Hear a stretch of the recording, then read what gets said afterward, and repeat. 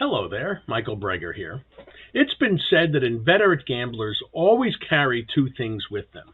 They always have their lucky deck of playing cards with them, as well as their lucky set of dice. Now, carrying dice can create some problems because regulation casino dice have very fine ends, and the pointy sides on the dice are very hard and very sharp. So if you're carrying a set of dice in your pocket and you sit down the wrong way, you won't have to go to the hospital to have hemorrhoid surgery. Let's put it that way. I came up with a new idea. I came up with a new invention. I call them flat dice. Now, these flat dice look like regular dice. They have the same numbers and spots on it that regular dice have.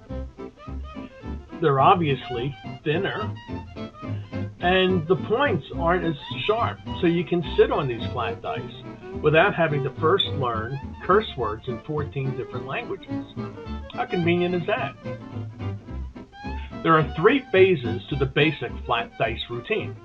In the first phase, your spectator helper takes 6 of the flat dice, gives them a really good shake, drops them to the table. In fact, she may even pick up any one or all of the flat dice and re-roll those flat bones onto the table until she's satisfied.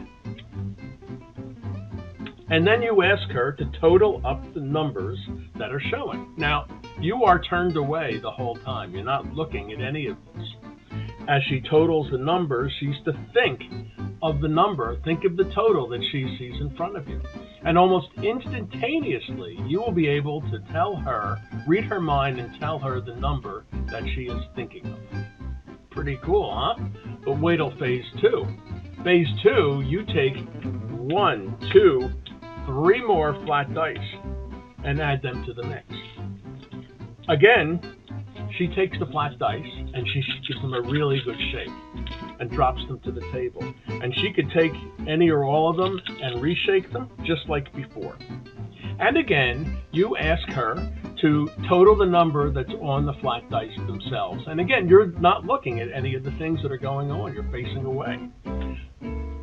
But after she totals the dice and she's got a total in her head and she's memorizing the total, you turn around and take a piece of paper and you put it down on the table as you then put the dice together and retotal the bases that are showing so that all can hear. And you've got 10 and you have 20 and 31. The total is 31.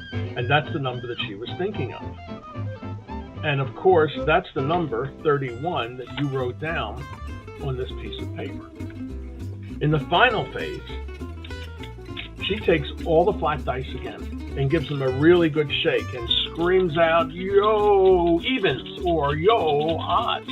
Rolls them to the table, and she has a choice to take all of the dice and turn them face up so that they're either all even numbers face up or all odd number face up. And then she takes one of those and turns it around. So you don't know any of the numbers that are face up or face down. Very, very random. And she picked any one of those and reversed it. So, it's like doubly, triply, quadruply, ninely. There's 9 dice random. Yet you have been able to predict the number that are showing on the flat dice, the total, because on the table at all times, there has been this little envelope that's been sitting there from the beginning. And in there is a picture of 2 dice showing the number 35.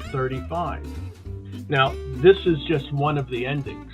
We'll be talking about several endings, including something with an impossible photograph, a book test, a few other ideas, an egg-hand style effect that the flat dice can lead into. This could be, the dice could give you the number that can get you to the card, and several other things.